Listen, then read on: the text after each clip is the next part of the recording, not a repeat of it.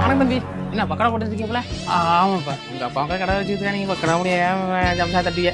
சரி, சும்மா பார்க்கலாம், நான் போயிடுறேன்.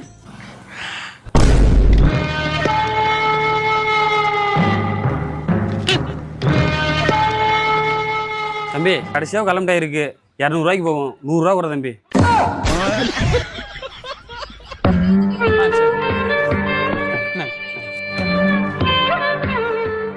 சித்திரையில பிறந்த யாத்திரையை தொலைச்சவனே போடா போ, உனக்கு நல்ல சேவை வராதுடா கம்நாட்டி பேல. என்னடா உங்க அப்பா வயசுல அவரை எப்படி திட்டுற? என் அப்பா வயசுலடா, என் அப்பனே அவன் தான்டா. என்ன மச்சான் கிட்ட